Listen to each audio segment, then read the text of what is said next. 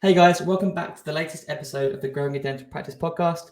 My name is Mike Hennan, and I'm joined today by Matt Fox from Cultivate Advisors. Matt is a business advisor, and he actually works quite closely with dentists over in the US. So he's the perfect guy to get on for a chat about practice growth. So Matt, how are you? Hey, I'm doing awesome. Thanks for having me, Mike. Really appreciate it. Oh man, we had a great chat last week, and I was really excited about this podcast. Yeah, So yeah, first of all, let's jump into a bit more about yourself. sure. And then obviously tell me more about Cultivate as well. That'd be brilliant. Yeah. So my name is Matt Fox, as mentioned, with Cultivate Advisors. Our company is based out of Chicago in the U.S., but we work with people national, global. We're all over the place. And beauty of the world today is you can do that through web platforms like Zoom. So it's pretty awesome. But real quick, and I'll give you the high level. We can dive into anything that you'd like. But my background is in business ownership outside of the dental world. But then um, took on some different roles through different organizations. Most recently, I had a team of 1,000 people, believe it or not, when I Wow. was within when I was within a larger organization. So the complexity there and trying to wear all the hats as many business owners do, that was a really big undertaking. Then I joined on with Cultivate Advisors. I was looking for this opportunity to work with like small and mid-sized business owners on taking a lot of these best practices that I've done and implemented and help put them in practice in someone else's world. So that's what I'm doing today. Cultivate Advisors. We work with business owners, as I mentioned, all over, and we're really industry agnostic. What we look for as a really good partner, someone that we work with, is this industry expert, like a dentist or someone in like a medical profession, is one example. And we bring this like business skill set, sharing of best practices, and it's just marrying these two things together that really makes it a great relationship. That's awesome. What I really love about you, Matt, is that you're a business advisor that actually has like business ownership advice. Like you're not Yes. someone that's like not been there and is trying to tell someone that is there what to do. Yeah, that was one of our big things as a company at Cultivate is like, hey, if you're gonna go work with people, you have to have felt that blood, sweat, tears, financial pain, staying up late at night, all those different things, to really be able to like understand and help prioritize or slow down or speed up when the right time is. So absolutely, I, Yeah, I because I'm not sure I'd take advice from someone that hasn't been there. exactly. No, that's brilliant. So a great summary of your background and also obviously what Cultivate does. So thank you very much, Matt. What so the next thing is kind of like what are some of the common challenges that businesses face and obviously in Mhm. specifically dental practices face at the moment? Yeah, absolutely. So it could be different if you're a new practice or if you're further down the road, you're 10 or 15 years in or you're looking to Mhm. exit to some degree, right? There's different issues, and we can talk through all of those as well. But Perfect. what I find is most often um, owners or practice owners, whatever it may be, are wearing all the hats in the business. And by that I mean you're the marketing person, the financial person, the strategy person, the person who has billable hours, right? So it's like trying to balance how do I grow this and then still keep up with the capacity and not be working late into the evening or early mornings or 7 days a week or bringing my family into this. Like there's a lot of different things that can happen. um and so I think wearing all the hats is one of them. um I think a lot of times business owners go into business because they really like what they do. So they like, as an example, being a dentist. They like that type of work. Or I like marketing. I like um you know lawn care, cutting grass or whatever it may be. There's a lot of people go into something because they enjoy doing it. They think that there's a niche, there's a market for them in the place. um, but oftentimes like fall back to that and don't treat it as like a business. I think that's probably, if I was going to say anything that we discussed today, is treating this as a business and not only doing the things that you enjoy doing in the business. Mhm. I love that, because actually I think there's also a situation where you're working for someone, and like you've got good knowledge of the industry and you think you can do it better than your current employer, Right. and so you go And and you like might you be break able to. off. Yeah, you might be able You to. you Yeah. might be able to, but then it's, "Oh, okay, there's a lot more that goes into this, and how do I Mm. prioritize, and what do I focus on?" And, yeah, now you're that person who you're looking at this like, "Okay, I see what was happening here." Yeah. Yeah, because you only get like exposed to that, the sales side or something like probably one hat and not all the hats. And Right. I guess a lot of people, it probably catches a lot of people out where they're like, right, I could do it better. I've started up. They get into it and they're like, oh dear, what have I done? But that's okay, right? That's part of entrepreneurship. Mm. That's part of being, someone who wants to go change the world. That's all awesome stuff. Yeah, But exactly, it takes definitely. it yeah, takes a little plan. Plan, yeah, and most people just sort of dive in, don't they? They don't really put a plan together. Is that something that you come across quite a lot in terms of business people? Yeah, really good question. I would say most people have a plan or like an idea of a plan, but it's not fully thought through, Hmm. and um, there's not a plan on how to achieve your plan. So it's Hmm. like, hey, in 3 or 5 or 10 or 15 years, this is what I want. But Hmm. well, what are you doing today to get there? Hmm. And that's really when I start peeling back into the business, and it's like, "Oh, wow, we have a lot to work on here." There's a lot that we can do to help, and that's really where, I come in, and what we do, or Yeah. anyone in this world really should be doing, is, Yeah. helping someone achieve their goals, their vision, and having some structure behind that. Yeah, love that. That's brilliant. So some of the challenges that you talked about. So obviously Mhm. wearing too many hats, or kind of starting a business that you're kind of passionate about but don't really know the ins and outs of the business. What is the approach that you at Cultivate would take to kind of solve those problems? Like where would you start? Yeah, typically what I like to do, so the way we go to business may be different than, um, different people in a coaching, advising, or consulting role. So maybe I'll just stop there really quick and explain that for a second. So Perfect. I look at this as a partnership in some degrees. So not an equity partnership or anything like that, but I look at, if I'm going to come in and invest my time and energy to help you grow your business, I have to believe in it. Hmm. We have to agree and align on what the future of the business looks like. And right, so there's some of these, like, baseline things that we have to do. Assuming that's the case, um, oftentimes early on what we do is it's this discovery, due diligence phase where we're looking at the business, trying to figure out, do we complement each other's skill sets? Can we work together? Can we go at the same pace to grow this Hmm. business? Um, so a lot early on, it's figuring out what the owner is currently doing and where they want to go, and Hmm. then how fast do they want to do that? What items do we have to break down? What do we have to go solve for immediately? And then what are some of these, like, future objectives in a business that we have to go address? And so then it's just prioritizing, reprioritizing, building a roadmap, assigning tasks between people. And so it's really just, you're bringing someone onto your team that is going to help look at your business as an owner would. Hmm. So would you say it's sort of as much about accountability as it is kind of like with sort of implementing a plan? Like Yeah, I'm sure I've seen that on your website. yeah, I definitely, work with some owners who, need and want that accountability, and I'll tell you, most of them are like the ones raising their hand saying, "Yep, I need someone to hold me accountable to do this piece of the Hmm. business," right? So that is part of it. It's not the only thing we do. We're not. Hmm. I again am a I treat myself as a business partner. So if you look at a larger organization, there's going to be accountability to both parties to, like, move the business forward. But um, I'm not your teacher, or No. going to give you your parent or anything Yeah. like that to give you. It's like, no, let's go tackle this together as a partnership. Yeah. Yeah. It's accountability. Sort of, it's a two-way street, isn't it? Absolutely. Yeah.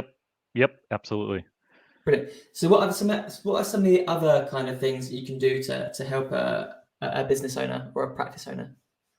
Yeah. So I would I mentioned prioritization. I Hmm. also think a lot of times business owners, I started to go down this path a minute ago. You focus on the thing that you like doing, whether it's Hmm. I went into this industry or now that I'm here, I like doing this because it's fun, it's easy, it I find joy and value in it, but that Hmm. doesn't always align with what it takes to run this business the right way. So when I'm looking at a business, I'm wearing the hat of I'm sitting at this we call it a 10,000-foot view.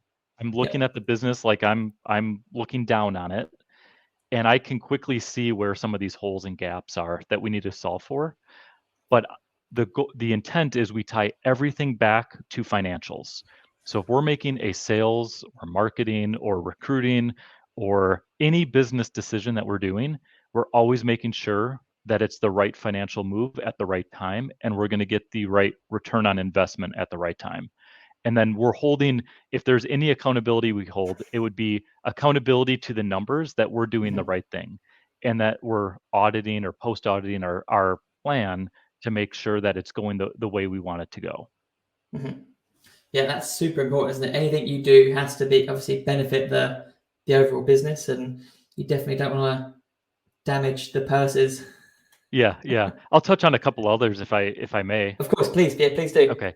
Um, Another one would be not every business owner, and I'll even throw myself into that hat or into that place too, but Yeah. no one has every skill that's at a 10 out of 10, right? So if you're you're in the dental field, you're a business owner, you're whatever, you should be looking to who do I need to bring onto my team to complement this. Hmm. And so I can maybe focusing on a part of the business is what you want to do. Well, then who's that person that's going to take this other stuff off your plate? And that's really where these partnerships and you'll see businesses who bring in founders or partners are always looking for that next best person that they can bring to take the business where they want to go. So that Hmm. happens often. I see that a lot. Where we also help is trying to pull the business owner from working in the business to work on the Hmm. business, even if it's just a few hours a week or a few hours a month. We're constantly trying to say, okay, let's just take a few steps back and look at this whole thing. And I know this is a path that we're on, and this feels like we're going down the right path, but my role is going to challenge whoever. I'm going to challenge the owner um, to see if there's a different way we can achieve that goal faster, quicker, more efficient, with better profits or margins or whatever that looks like, whatever that owner's trying to achieve. I'm going to continue to provide that challenge. So you ask early on, what else do I work on? Those are some of the things that it's very holistic, but Hmm. it's also challenging status quo. The final thing Yeah. I'll mention on this piece would be um, almost like this exit strategy. So Hmm. early on, what happens in a business if someone's buying into a business or starting a business, those problems, issues, focus items, whatever it may be, are very different than someone who's later in life in the practice trying to figure out what the next phase is. And so what I'll work on is if we're going to sell or there's a succession plan or there's maybe you want to keep the business but you only want to be in it for 2 days a week, you name it, we help solve those problems. So if someone's trying to sell a business, it's one thing to sell it, but it's another thing to sell it for as much as you can get out of the business and Hmm. to get the right value in the business. And a lot of times where those struggles are is there's not a foundation, there's not any structure. So I'll use like a real life example here. If someone's coming in to look at buying a business, and I'll use like the dental practice, right? So like customers or clients coming in the door. But if we don't have anything set up, and I know you touch on this a lot, right? Some of those like marketing pieces, Hmm. right? If you don't have any type of like funnel or way to reconnect and re-engage with your clients, um, that's a turnoff to someone coming in and buying that business because that's a problem they have to go solve for. I don't Hmm. necessarily like in my world, I'm not going down the path of um, like the task doer in those topics, but it's like identifying and prioritizing and looking at this as like how do we take this business from point A to point B or point B to C, right? So we're just continuing to look, how do we grow it, scale it, build the foundations as we need to.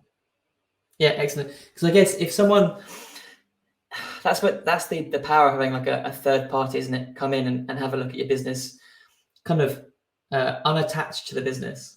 Because we're all very fond of our businesses, aren't we? In most cases, and we might think we're doing Very a great job, emotional. but Yeah. exactly, very emotional.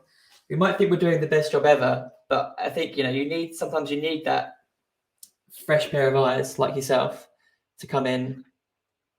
And also, I guess from a sales perspective, you're coming in almost as a buyer. So what would you want to see from to purchasing a practice, like from an external person's perspective, rather than like the owner's perspective? So I think fantastic. Yeah, and I mentioned emotional, and we're all guilty of that, and that's fine because we're emotional because we're passionate and we care about our business and our livelihood and our family or whatever whatever that vision is. But it is really good and humbling, and personally, I believe the right thing. I've seen it enough times where it's the right thing to have an outsider's perspective look on the business and give just again that different perspective, a non or a critical eye on what's happening today. Right? It takes the emotion out of it completely. Yeah. Because I guess when emotions are involved, that's when I think mistakes happen, isn't it? It's like when you get blindsided and you make the wrong move and stuff. But no, that's great. So Matt, you sound like a great business advisor, right? So from the way you talk and the way you have sort of conveyed the sort of way you work with your clients, what are some red flags that for business advisors that you should probably avoid? Because let's be honest, not everyone can work with you, but how can you avoid someone working with the wrong person? Yes. So I would say whether it be me or someone else, I really do believe in this type of relationship. And the deeper I get into it, the more I see just how even in life, just having someone different outside of your family or your best friend to talk to about something in life, whether it be like a life coach or a business coach or consultant or advisor like myself, like having someone there, I really see as some really good value. Now, like you mentioned, there are some red flags. I totally agree with that. I- I'm gonna like the first one I'll say is it would be what separates maybe what I do versus someone else. And I say that because again, I do believe in our approach. I don't really like working with like templated um, documents. So to say like, oh,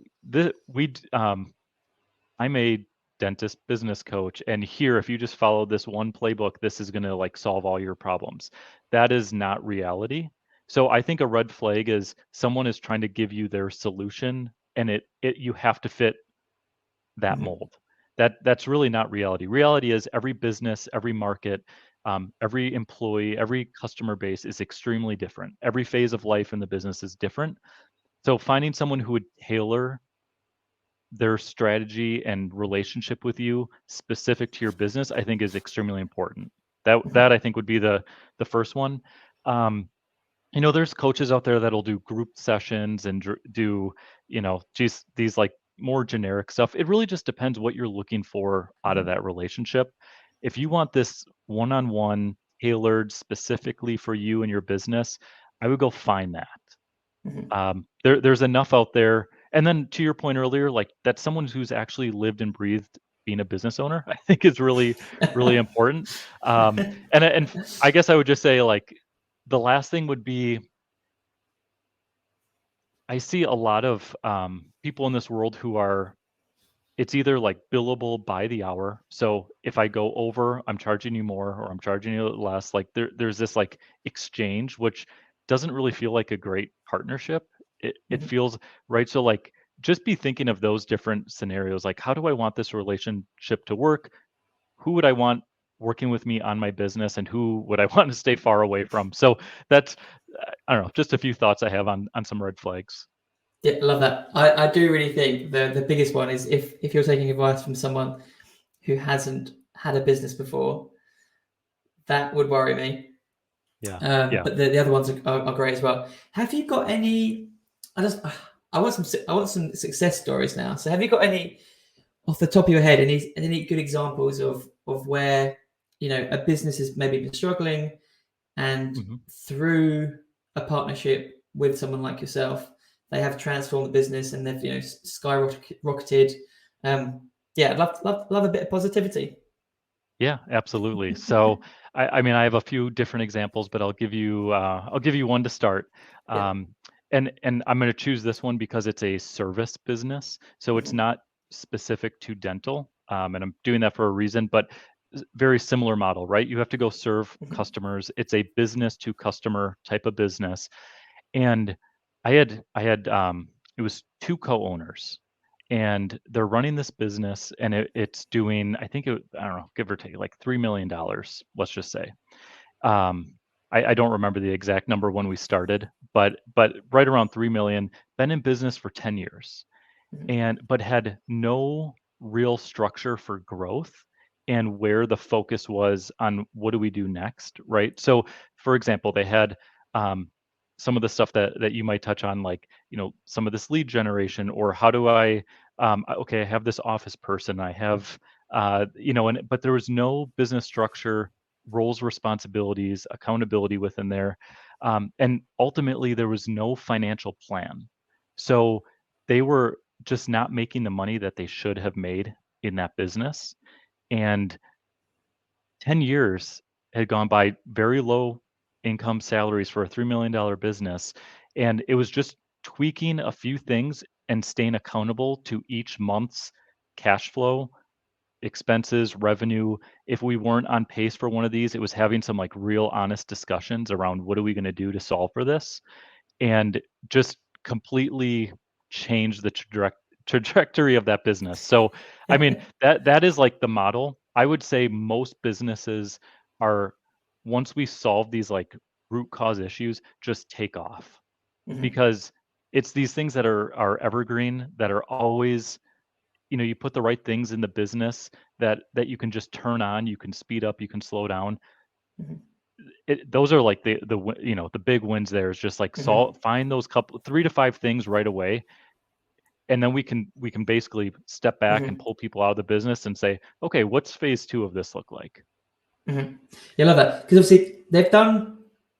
I'm not entirely sure what the statistics are, but to get 10 years down the journey is that's impressive in its own right, isn't it? Like, to keep the business going. Hopefully they were making a salary, but Yes. they must have been doing something right. But just like you say, like It a few wasn't. tweaks, just like a Yeah, and the funny thing here is, I'd almost have to like pull back the curtain and show you everything. But if I looked at like our roadmap, the items that we had to like, what is the next every quarter, and that's a lot how I like to measure this, is we have stuff we can do every month, but really like, what do we need to solve this quarter and next quarter and the next quarter?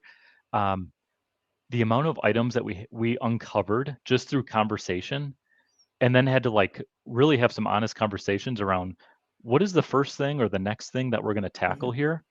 um, but it's amazing, right? Because when you're looking at the surface in a business, a lot of times, knowingly or not knowing, someone will just say, yeah, everything's good, or sales are good, or things are going well, and that's probably true. Probably like anyone who in business, who works in a business to business world, you want to work with businesses who are successful, right? So like, yes, that's true, that's good, but could we get more? Could we get more for you? Are we hitting your goals when you want to hit them? Could we speed that up? Could we make the goals bigger? All those things. And I'll just say one thing I find often, once you start peeling back a little bit and you kind of figure out the next 5 years where this business owner wants to go, and then you start putting the numbers to it, from a sales, a marketing, what does your team have to look like? What do you have to start doing today? So often we're able to raise those goals because now there's clarity that, okay, this is how I have to do it, and these are the steps I have to take. I just think that's missed quite a bit. Yeah, I was gonna say, actually, it also sounds like when you guys come in, you're also kind of helping change the mindset of the business owners. So like they've kind of been stuck, and then you're like, actually, no, you can do all these sorts of things. And I guess as they implement the things that you suggest, and they see that they work, and I guess they're just pretty just like, give me more, like give me more. Yeah. So that's funny you bring that up, but yes, that mindset is a big shift for some people, and it's going from, I like to just say, it's going from business owner to CEO. It's just a change in mindset, right? The business owner is working in the business, the CEO is working on the business.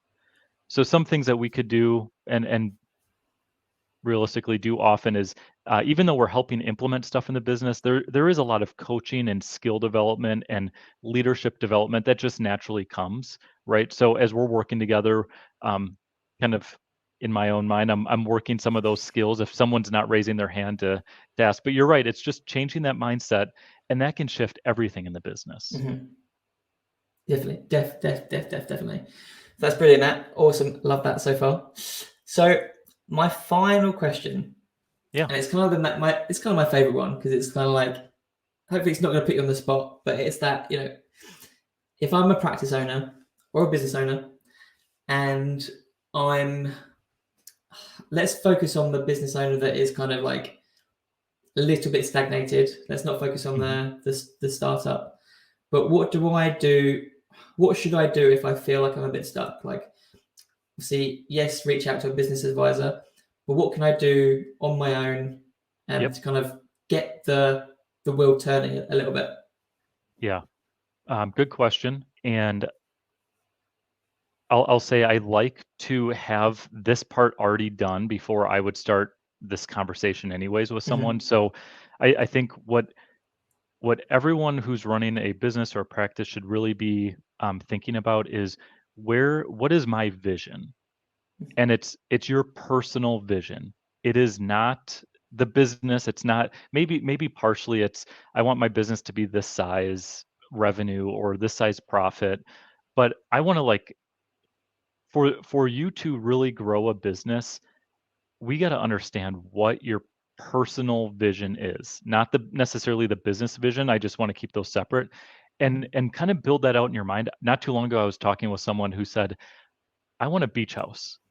I don't know what size, I don't know how much money that's going to cost me, but I, like, at the end of my business, I want a beach house, and I want to say I have a beach house, right? That is a different problem to solve than, I need X number of more clients to do this part of my, right, or I need to break. It's okay. Well, let's go solve for your big goal in life and work backwards. And how can we get that out of the business? Not everyone's going to know that. Sometimes, like, it is a good conversation to have with someone else. So, like, I'll challenge some things and have some fun with it. But that is number one. If you don't have a vision in life, and it doesn't have to be that to go buy a second home or anything like that. It could just be simply, I want a nice life for my kids, or I want to pay for some of their school, whatever that looks like. Just having that in your mind is so important. Yeah, I think that's a fantastic place to start, because obviously most business owners start their business for that freedom, Hmm. or an element. They start it for an element of freedom, and hopefully earning and doing their own thing, kind of thing. But I guess sometimes we just forget why we started in the first place, and actually get kind of bogged down by the business side of things. Yeah. Or it changes. And Yeah. so your mindset, most likely early on, was you didn't have this big elaborate plan with all the numbers on how you achieve your vision maybe in the first place. But now your vision has changed. So in your mind, you're still working towards this other path, or you think you have to shift and do things. It's, let's just reverse engineer what's happening here and figure out what direction we need to go. I was working with someone else who, and this I think can tie really well into the dental industry, which is, hey, I think I have this, like, new revenue stream I can get, but I don't know what that looks like. And it's just, like I mentioned, reverse engineering. Like, okay, let's explore it. What do you want out of this? What do you think this could be? And let's figure out what that means, not only from a business side, but in your life. How much time and energy are you spending? What's the risk? What's all those different questions that we got to uncover? That's, some stuff that we're working on too. Perfect, brilliant. Right, so start with why you're doing it. Basically, why are you doing the Yeah, business, or why are you adding something to the business, or why are you tweaking things? I love that. It's brilliant. Matt, this has been fantastic. Really, really absolutely. insightful. You can tell you're I feel I'm very, what's the word? Jealous of your clients, basically. Sounds like they're probably getting a Thanks, good Mike. deal I when they're working with appreciate you. So that. that's great. So Yeah. if someone, yeah, go ahead. I was just gonna say it's a lot of fun. So it's hard not to have fun with Yes. helping someone fulfill their life. You know what I mean? Yeah. And you've had a smile on your face the entire podcast. So that's also well, it just shows that you're in the right place. Like you're in the right place right now, doing the Right. right thing, or doing the right thing for you. So I you can tell appreciate that. that's awesome. So if people are interested in connecting with you, Matt, where can they find you? Where should they go? Yeah. So our company website is cultivateadvisors.com. To get in touch with me directly, it would be my email is probably the easiest way, which would just be Matt, MATT, at cultivateadvisors.com. And you can just shoot me a note. I'd be happy to, even if it's just like, hey, could I get 30 minutes and just give me like a different perspective or thoughts on this is where I'm at today and this is kind of what I'm envisioning. I can tell you if that's something that we can help with or not, or if we should explore. And honestly, either one is okay. If I can just be a good resource or connector for people, that's another thing I really enjoy doing. Perfect. That's fantastic. Matt, I will include your contact details in the show notes so people can find that quite Perfect. easily. Other than that, thank you very much for your time today. Same And to I you. obviously would love to get you back on the podcast in the future. And Sure. I'm sure there's Anytime. plenty of things that we can get on, plenty of things we could probably collaborate on in the future as well. Absolutely. Yeah. Dive deeper into some of these topics for sure. Sounds good. Definitely. Perfect. Cheers, All Matt. right. Thanks. Take care.